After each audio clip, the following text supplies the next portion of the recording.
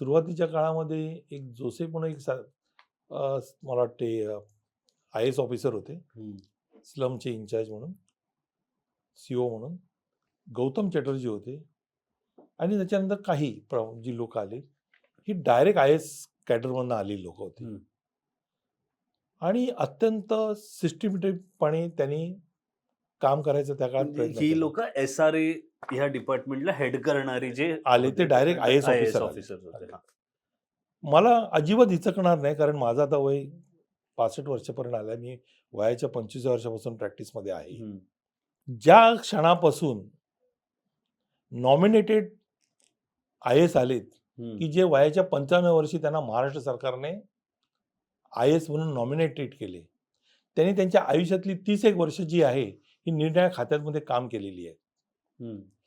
ते म्हणतात की 5च वर्ष उरली आहेत मला 60ला. आता याच्या पुढे मला सांगायचं नाही की त्या प्रोजेक्टचं काय होतं ते. म्हणजे सरकारने चांगला विचार करून की एक्सपिरियन्स व्यक्तीला तिकडे बसवलं तर चांगलं होईल आणि त्यांचा विचार होता की माझी शेवटची 5 वर्ष उरली आहेत, तर जे काही मला, आणि हे ठामपणे सांगेन मी, आणि ह्या संदर्भामध्ये माझे वाद पण झालेले आहेत.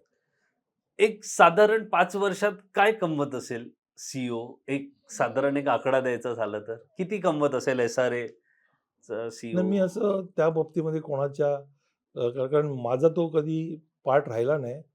आजपर्यंत मुंबईमध्ये मी एक जवळजवळ 4-4.5 हजार स्लमचं रिडेव्हलपमेंट केलं, झोपड्या डेव्हलप केल्या. या तुमच्या चॅनेलच्या माध्यमातून मी सांगू इच्छितो की एक घर मी माझ्या नावावरती आजपर्यंत बनवलं नाही झोपड्यांमध्ये. स्वतःची माझी जे काय ते निळ आहे की जिथे मी आतापर्यंत 100, 200, 500 घरं मी करू शकलो असतो, खोटे नंबर टाकून किंवा काय वगैरे करून. त्यामुळे मला काही कोणाची भीती नाहीये हे बोलायला, कारण हा स्वतःवरती मी लादून घेतलेला नियम होता की मी ज्या लोकांच्या कामासाठी उतरलोय तेच मी काम करणार. तर तुम्ही मला परमिट केलं तर तुम्हाला एक एक्झाम्पल देईल. 1995ला स्लम डेव्हलपमेंट सुरू झालं आणि वरळीला नेहरू प्लॅनेटरियमच्या पाठच्या बाजूला एक मरियम्मा नावाचं स्लम होतं.